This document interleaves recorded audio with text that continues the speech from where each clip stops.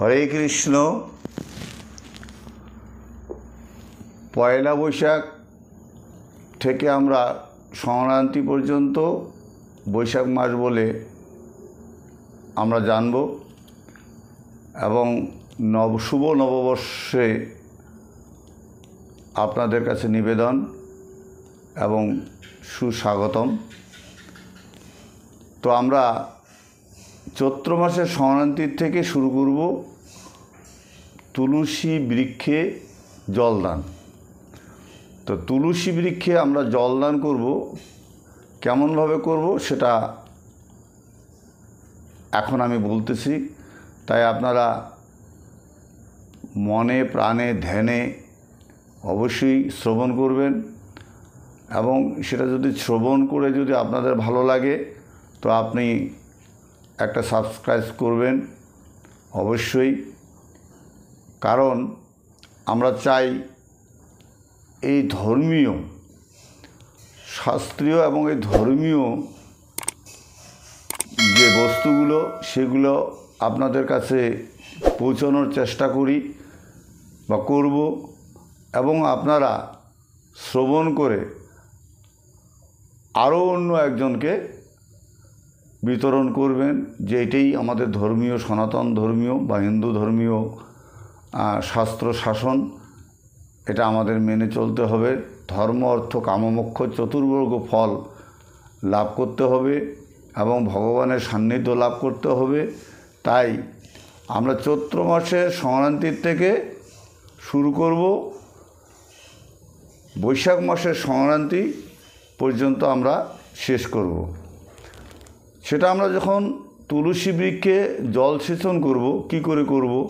একটা ঘট নেব, একটা ঘট নিয়ে ঘটের পাচাটা একটু ছিদ্র করব এবং পাচাটা অল্প একটু ফুটা করে নেব এবং তুলসী বৃক্ষের দুই সাইডে উত্তরে এবং দক্ষিণে দুইটা আমরা খুঁটি গাড়ব এবং মাঝখানে একটা ধন্না দেব। এই ঘরটাকে বেঁধে ওই ধন্নার উপরে বেঁধে রাখব এবং প্রত্যেক দিন প্রাত 1.5 ঘন্টা আগেই, অর্থাৎ সূর্য উদয়ের 1.5 ঘন্টা 1 ঘন্টা আগে আমাদের স্নান করতে হবে। স্নান করে নতুন বস্ত্র পরিধান করে তুলসী বৃক্ষের কাছে আসব। 1 ঘটি পিতলের ঘট হোক, এরকম শুদ্ধ একটা ঘট দিয়ে আমরা সেই ঘটিতে জল দেব। সেই ঘটিতে ঘটটা আমরা যখন দিব তখন কিন্তু ঘরটাতে আমাদের চন্দন মেখে দিতে হবে। এই যে তিলক চন্দন আমরা পড়তেছি, এই রকম তিলক চন্দন ঘরটার চারপাশে আপনারা ফোঁটা দিয়ে দিবেন, কিংবা ফোঁটার থেকে আরও বেশি ভালো হয় সেটা যদি আমরা যেভাবে তিলক কেটেছি সেরকমভাবে যদি চারপাশে দেওয়া যায় তো আরও অতি উত্তম হবে। এবং আমের পলও একটা দিয়ে দিবেন সেখানে, সেটা আমের পলব দিবেন। তো একটা তামার পয়সা দিতে হয়, কিন্তু তামার পয়সা এখন কোথায় পাবো? যদি থাকে আপনাদের তো একটা তামার পয়সা দিয়ে দিবেন। আর 1 জোড়া পান সুপারি দিবেন। দেওয়ার পরে এই সকালবেলা ভোরবেলা স্নান করে আপনারা নতুন বস্ত্র পরিধান করে সেই ঘটিতে 1 ঘট জল দেবেন। 1 ঘট জল দেওয়ার পরে আপনি লেপন করে নেবেন, তুলসী তলাটা মুছে নেবেন। মুছে নিয়ে একটা প্রদীপ জ্বালাবেন, একটা ধূপ জ্বালাবেন, এবং প্রদীপ দিয়ে একটু আরতি করবেন এবং ধূপ দিয়ে একটু আরতি করবেন। আর যদি পারেন সেরকম জায়গা যদি থাকে 4 বার আপনি পরিক্রমা করবেন। 4 বার পরিক্রমা করে সেখানে দণ্ডবোধ করে সূর্যদেবকে প্রণাম করবেন। এই আপনাদের প্রাতঃ কর্ম কিন্তু হয়ে গেল। সারাদিনে ঘটে কিন্তু আর জল দেওয়ার প্রয়োজন পড়বে না, কারণ রাত্রেবেলা আর ঘটে জল দিতে হবে না। সকালবেলা 1 ঘট জল দিলেই যথেষ্ট। এইটুকু কাজ আপনারা নিশ্চয়ই করতে পারবেন। এবং এই বৈশাখ মাসে যখন আপনি এই ঘটে জল দেওয়া শুরু করবেন, সেই দিন থেকেই আপনি শুরু করবেন নিরামিষ সেবা নেওয়ার চেষ্টা করবেন। হ্যাঁ, নিরামিষ সেবা করবেন। আপনি মাছ মাংস বাদ দেবেন, মুসুর ডাল বাদ দেবেন, হ্যাঁ, রসুন পেঁয়াজ বাদ দেবেন, হ্যাঁ, অনেক তরকারি আছে, হ্যাঁ, পুঁই শাক বাদ দেবেন, এরকম লাল শাক, পুঁই শাক, এই সমস্ত শাক বৈশাখ মাসে আপনি বাদ দেবেন। অন্য অন্য শাক আছে, হ্যাঁ, পাট শাক আছে, আরও অন্য অন্য কিছু শাক আছে, সেই শাক দিয়ে আপনি ভগবানকে দিয়ে আপনি প্রসাদ পাবেন। হ্যাঁ, দৈনন্দিন এই কর্মটুকু করবেন। তো এই কর্মটুকু করলে আমার কি ফল হইবে, এটা আপনি হয়তো ভাবতে পারেন। তো আপনি এই কর্মটুকু করলে শাস্ত্র সিদ্ধান্তে আপনি বহু পূর্বের যদি আপনার কোনো অপরাধ হয়ে থাকে, কোথাও যদি মহাপাপ করে থাকেন, সেই পাপের থেকে আপনি এই ঝরাতে মুক্তি পাবেন। এটা আমরা ঝরাই বলি বা কেউ ঝাড়া বলে। হ্যাঁ, তো সাধারণত আমরা ঝরাই বলি। ঘটের উপরে জল দিয়ে যখন তুলসীর বৃক্ষের উপরে আমরা জলটা সেচন করব, ঘট দিয়ে যখন জলটা এক ফোঁটা করে পড়বে, হ্যাঁ, তখন আমরা এটাকে ঝরাই বলা হয়। তাই এই 1 মাস ব্যাপী আপনি সেটা নিরামিষ সেবা করবেন এবং ভগবানকে দিয়েই আপনি সেবা করবেন। এই সেবার কারণ এবং এই দানের কারণ, আপনি যদি এই বৈশাখ মাসে প্রথম থেকে শেষ পর্যন্ত যদি কাউকে কিছু দান করেন, সেটা কিন্তু অক্ষয় হয়ে থাকে, কারণ এই বৈশাখ মাসে ছত্র দান করেন, পাদুকা অর্থাৎ চপ্পল দান করেন, জুতো দান করেন, বস্ত্র দান করেন, অন্ন দান করেন, হ্যাঁ, এটা আপনার অক্ষয় হয়ে থাকবে। তাই এই বৈশাখ মাসে ভগবান প্রসিদ্ধ মাস বলে গণ্য করলেন এবং ভগবানকে যে আমরা পাব, সেই ভগবানকে পাইতে আমাদের একটুখানি চেষ্টা, সেটা হলো তুলসী বৃক্ষে জল ঢালা। হ্যাঁ, কারণ নম নম তুলসী শ্রীকৃষ্ণ প্রেয়সী, রাধাকৃষ্ণের চরণ পাব এই অভিলাষী।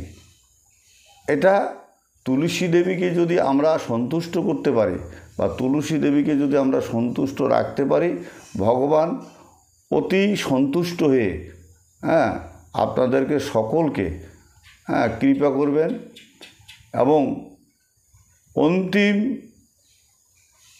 মানুষ তো জন্মগ্রহণ করলে মরতে হবে, জন্মিলে মরিতে হবে, রাখিবে স্মরণ, সঙ্গে কেহ যাবে না আত্মীয় স্বজন। তাই জন্ম যখন হয়েছে, মৃত্যু তো অবশ্যই হবে। তো আমরা মৃত্যুর আগ মুহূর্ত পর্যন্ত যেন আমরা এই যে ধর্মীয় যে কাজগুলো, এগুলো যদি আমরা করে যাই, তাইলে আমরা মৃত্যুর পরে স্বর্গপ্রাপ্তি অবশ্যই আমরা হব। কারণ ভগবান বলছে যে আমাকে সন্তুষ্ট যদি কেউ করে, আমি যদি তাহাতে সন্তুষ্ট হই, তাহাকে আমি নিশ্চয়ই কৃপা করব এবং আমি যে স্থানে থাকি, যে স্থানে আমি বসবাস করি, সেই স্থানেই তাকে আমি নিয়ে বসত করাবো। তাই আপনাদের কাছে বিশেষ অনুরোধ থাকবে যে আপনারা এই বৈশাখ মাস, অন্তত এই বৈশাখ মাসটা আপনারা পালন করেন। এই বৈশাখ মাসটা যদি আপনারা পালন করেন, ভগবান অবশ্যই আপনাদেরকে কৃপা করবেন। তো যদি পারেন কাউকে দান করবেন, সমর্থ পুজো করবেন। তাই আমাদের এই ভক্তিতে যেমন একটা ধূপকাঠি পোড়াইলে পরে ধূপের কিন্তু কোনো অংশ থাকে না, সব ছাই হয়ে যায়, কিন্তু ধূপের যে সুগন্ধ, সেটা কিন্তু আমরা সকলেই পাই। তাই ভক্তিতেই উৎপত্তি ধর্ম। এই ভক্তি ভাব নিয়ে কায় মনো বাক্যে আমরা যদি সেই তুলসী দেবীকে সম্মানিত করি এবং তুলসী দেবীকে সেবা পূজা করি, তুলসী দেবীকে পরিক্রমা করি, তুলসী দেবীকে নিত্য স্নান করাই, তাইলে ভগবান সন্তুষ্ট হবেন, সেই ধূপের ন্যায় গন্ধ ছড়ে যাবে। তো দান সম্বন্ধে আপনাদেরকে বললাম, পারেন যদি করবেন, না পারলে অসমর্থ থাকলে করবেন না। সেটা আপনার রুচিবাচক। কারণ আর খাদ্যটা আপনার, ধর্মটাও আপনার এবং দানটাও কিন্তু আপনার। আপনি দান করবেন আমার পুণ্য হবে এটা কিন্তু নয়। আপনি দান করবেন, আপনার পুণ্য আপনার কাছেই থাকবে, অক্ষয় হয়ে থাকবে। সেটা যেটা দান করবেন সেটা অক্ষয় হয়ে থাকবে, এবং যেটা যাহাকে ভোজন করাবেন সেটা অক্ষয় হয়ে থাকবে। আপনি যেটাই দান করেন সেটাই কিন্তু অক্ষয় হয়ে থাকবে। তাই আপনারা যতদূর পারেন করবেন। আরও একটা কথা এর মধ্যে হচ্ছে, আপনি হয়তো ভাবতে পারেন যে আমরা তো মাছ মাংস সবই খাই, আমরা তো এইভাবে ব্রত করতে পারবো না। তো এইভাবে ব্রত যদি করতে না পারেন তাহলে আপনি একটু চেষ্টা করবেন ব্রতটা যাতে করা যায় একটা মাসের জন্য। তো একটা মাস আপনি হয়তো অন্য অন্য আমিষ জাতীয় জিনিস দ্রব্যগুলো আপনি বর্জন করবেন, একটু চেষ্টা করবেন। চেষ্টা করলে নিশ্চয়ই হবে, কেন হবে না? চেষ্টার উপরে কি আছে বলেন? চেষ্টার উপরে কিন্তু কিছু নাই, কারণ চেষ্টাতেই সব কিছু হবে। আর এই যে আপনি মাছ মাংস খেয়ে যদি আপনি ভগবানকে ডাকা শুরু করেন, কারণ জিহ্বাটাকে আপনি অবশ্যই কন্ট্রোলে রাখবেন, চেষ্টা করবেন। মাছ মাংস খেয়ে ভগবানকে ডাকা সেটা তো অবিধিও যদিও, কিন্তু আপনি যদি অভ্যাস করেন, আমি কোনোদিন করিনি, হঠাৎ করে আমি এইভাবে করতে পারবো না, তা আপনি 15 দিন করেন। আপনার 15 দিনে নিরামিষ ভুজি ভগবানকে দিয়ে আপনি যদি সেবা করেন, 15 দিনেই অক্ষয় হয়ে থাকবে। আপনি যতটুকু ভগবানের ন্যায় কর্ম করে যাবেন সেটুকু আপনার কাছে থাকবে। আপনি যদি মনে করেন যে আমি 10 দিন করব, তাহলে 10 দিনেরই আপনার পুণ্য থাকবে। আপনি যদি মনে করেন আমি 5 দিন করব, আপনার 5 দিনেরই পুণ্য থাকবে।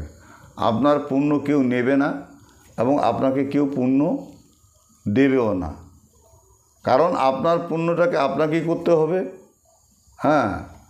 তাই আপনার জিহ্বা, আপনার মন, আপনার চক্ষু, আপনার কর্ণ, এবং ভাগবত বাসরে আপনিও যাবেন। আপনারা ভাগবত বাসরে যাবেন, হরিবাসরে যাবেন, নিশ্চয়ই সেখানেও যদি কোনো নিষ্ঠাচারী বৈষ্ণব সেই ভাগবত কীর্তন করেন বা হরিকীর্তন করেন, সেখানে আপনারা শ্রবণ করবেন, সেখানে সাধুসঙ্গ করবেন, এবং সাধুসঙ্গতেই আপনারা সব কিছু জানতে পারবেন। তো সাধুসঙ্গ চৈতন্য চরিতামৃতে বলছে যে সাধুসঙ্গই সর্বশ্রেষ্ঠ সঙ্গ। সাধুসঙ্গ হলেই ভক্তির প্রাদুর্ভাব হবে, এবং আপনার যে মন চঞ্চল সেটা কিন্তু আপনার মন চঞ্চল থেকে বঞ্চিত হবে, আপনার মনটা শান্ত হবে। কারণ ভগবানের কাছে শান্ত মনে, ভগবানের কাছে আমরা দেই না, ভগবানকে আমাকে কিছু দিতে হবে। ভগবানকে আমাকে কিছু দিতে গেলে আমার মন প্রাণ সব ভগবানের কাছে অর্পিত হলে, আত্মসমর্পণ হলে ভগবান নিশ্চয়ই তাহাকে একটু হলেও কৃপা করবে। তাই ভগবানের কৃপা লাভের জন্য বা ভক্তি মুক্তির জন্য এবং স্বর্গ প্রাপ্তির জন্য আমাদের এই ধর্মীয় যে সমস্ত শাস্ত্র সিদ্ধান্ত ভগবান লিপিবদ্ধ করে দিয়ে গেছেন, সেই সমস্ত লিপিবদ্ধর মধ্যেই আমরা সেই সিদ্ধান্ত আপনাদের কাছে পৌঁছানোর চেষ্টা করতেছি। আপনারা শ্রবণ করবেন এবং শ্রবণ করার পরে যারা কিছু শোনে নেই, যারা কিছু জানে না, তাদেরকে জানার চেষ্টা করবেন, তারাও যেন ভগবানের সান্নিধ্য লাভ করতে পারে, এবং আপনিও লাভ করতে পারবেন। তো আপনি যতটুকু করবেন অতটুকুই থাকবে। আপনি বৃহত্তম করবেন, বৃহত্তম থাকবে। আপনি একটা মনে করেন যে ছত্র দান করলেন, এটা তো আমি দান করলে হবে না, আপনাকে দান করতে হবে। আমি দান করলে আপনার পুণ্য হবে না, আপনিই দান করবেন, তবেই তো আপনার পুণ্য থাকবে। সারাটা বছর 365 দিন বেশি একটা ছত্র দান করলে 365 দিনের বেশিও সে মাথায় ঠান্ডা রাখতে পারবে। একজোড় পাদুকা যদি তাকে দান করেন, একজোড় পাদুকা তার 365 দিনেই যাবে, সেটাও অক্ষয় হয়ে থাকবে। তাই আপনাদের কাছে বিনীত নিবেদন আমার, আপনারা যথাযথভাবে চেষ্টা করবেন এই বৈশাখকৃত মাসটা ধরে রাখার এবং তুলসীকে ঝরা দেওয়া, এটা চেষ্টা করবেন। এটা করে আপনারা আগামী দিনে আরও করবেন। আমরা আরও আপনাদেরকে জানাবো। আমরা জানার জন্য কীর্তন করতেছি, আপনারা শ্রবণ করতেছেন। সঠিক বস্তুগুলো আপনাদের কাছে পৌঁছে দেওয়ার আমাদের কর্তব্য, এবং আমরা সেটা আপনাদের কাছে পৌঁছেও দেব। কিন্তু আপনারা ধরে রাখবেন, কম বেশি এবছর কম করলেন, আগামী বছর চেষ্টা করবেন একটু বেশি করার জন্য, তারপরে বছর আর একটু বেশি করার জন্য করবেন। এরকম করতে করতে আপনাদের হয়ে যাবে। যখনই আপনাদের অভ্যাসযোগ হয়ে যাবে, অভ্যাসে যখন আপনাদের পরিণত হবে, তখন অবশ্যই এই অভ্যাসটা ভগবানই কৃপা করাবেন, এবং ভগবানের সান্নিধ্য লাভ করার জন্য ভগবানই কি আপনাদেরকে সব কিছু জানাই দিবে, বুঝাই দিবে। তাই আপনারা করবেন এই বৈশাখকৃত মাস, এবং এই ঝরাটা যে আপনারা নামাবেন, এটা সংক্রান্তির দিনেই আপনারা এই ঝরাটা নামাইতে হবে। যদি পারেন একজন শুদ্ধ বৈষ্ণব এনে একটা বাড়িতে পুজো করবেন বা হরিনাম সংকীর্তন করবেন। এবার আপনি বলতে পারেন যে তুলসী তলায় যে আমরা জল ঢালবো, এখানে তো আমরা মন্ত্রতন্ত্র জানি না কিছু। মন্ত্র আপনাদের জানতে হয়। যদি আপনাদের তন্ত্র জানার যদি আপনাদের আগ্রহ থাকে, অবশ্যই কমেন্ট করে জানাবেন। বা এই মন্ত্রগুলো যদি আপনাদের না জানা থাকে, তো হরিনাম করবেন। হরে কৃষ্ণ কৃষ্ণ কৃষ্ণ হরে হরে, হরে রাম রাম রাম হরে হরে। এইভাবেও আপনি তুলসীতে জল দিতে পারবেন। এইটা কারণ হরে নামইব কেবলম কলৌ নাস্তব গতির অন্যতা। কারণ এই কলির যুগে হরিনাম সদা সর্বদার জন্য শ্রেষ্ঠ। এই হরিনাম আপনারা বলেই তুলসীকে স্নান করাবেন, তাতেও আপনার মোক্ষ লাভ হবে, ধর্ম সঞ্চয় হবে। তো এইভাবে আপনারা করবেন।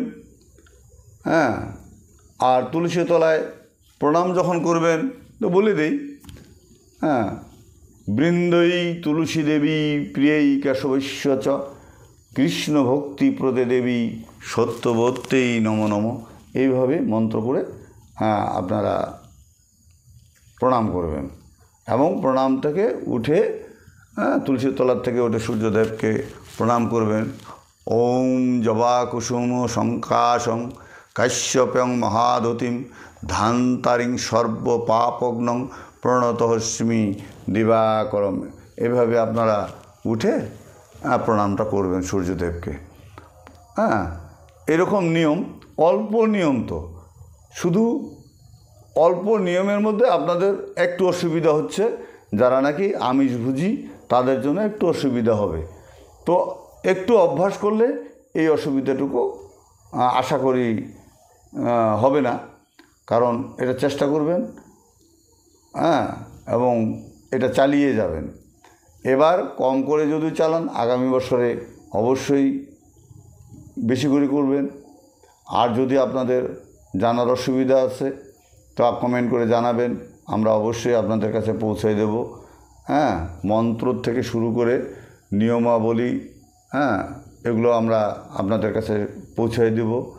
আমরা চেষ্টা করব, এবং আপনারা শেখার যদি ইচ্ছা থাকে, জানার যদি ইচ্ছা থাকে, আপনারা করবেন। সাধুসঙ্গ করবেন, ভক্ত সঙ্গ করবেন, ভাগবত সঙ্গ করবেন। তাহলে আপনারা জানতে পারবেন অনেক কিছু জানতে পারবেন যে মানব জন্মটা আমাদের না করলে, এই সমস্ত কাজ না করলে, এই শাস্ত্র সংবিধান না মেনে যদি আমরা কাজ না করি, তাহলে আমার এই মানব জন্মটা আর ধন্য হবে না। এই মানব জন্মটাকে ধন্য করতে গেলে এবং পুনর্বার যেন আমাদের আর জন্ম না হয়, গর্ভ যন্ত্রণা বিনাশ হয়, সেটাই ভগবানের কাছে আমরা সকলে প্রার্থনা করব। এবং ভগবানের কাছে বিনীত নিবেদন করব যে আমরা যে কর্মগুলো করতেছি সেটা যেন অক্ষয় হয়ে থাকে, আমরা যেন স্বর্গপ্রাপ্তি হতে পারি, আমরা যেন আবার গর্ভ যন্ত্রণা ভোগ করে মর্তভূমিতে আর যেন না আসি। এইটাই ভগবানের কাছে আমাদের প্রার্থনা থাকবে।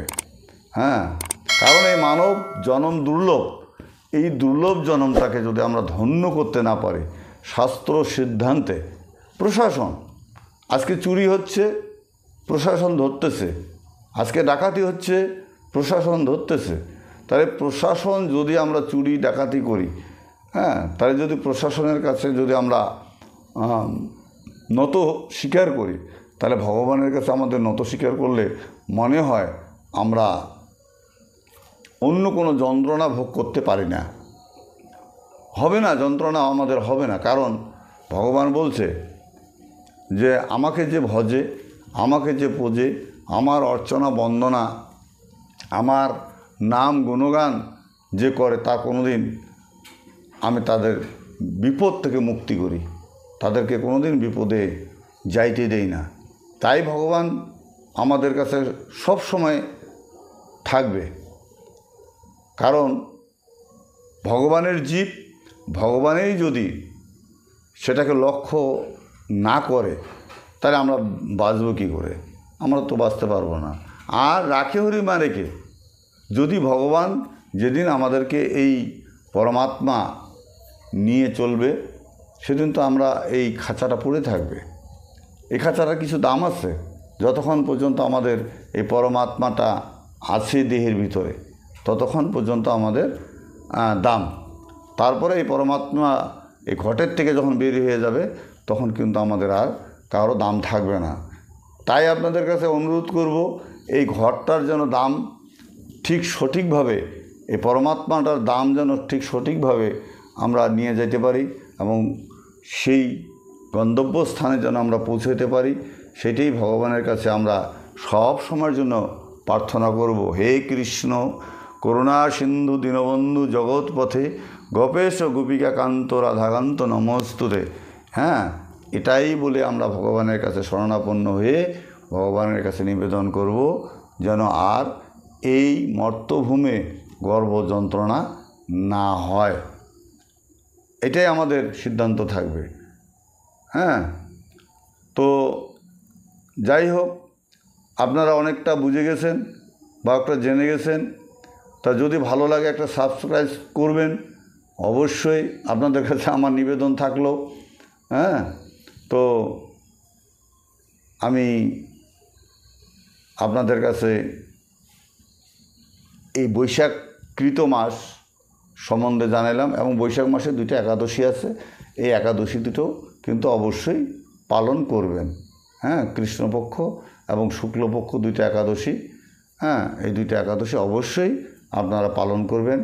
তাহলে ভক্তি মুক্তি প্রদায়িনী ভগবান আমাদেরকে দান করবে, আশীর্বাদ করবে। আমরা ভালো থাকব, সুস্থ থাকব, মন প্রাণ ভগবানের কাছে অর্পিত করব। হ্যাঁ, আত্মসমর্পণ করব সবাই মিলে, ভগবানের কাছে সবাই মিলে আত্মসমর্পণ করবেন। ভগবান অবশ্যই আমাদেরকে সকলকেই কৃপা করবে। হরে কৃষ্ণ, হরি বল।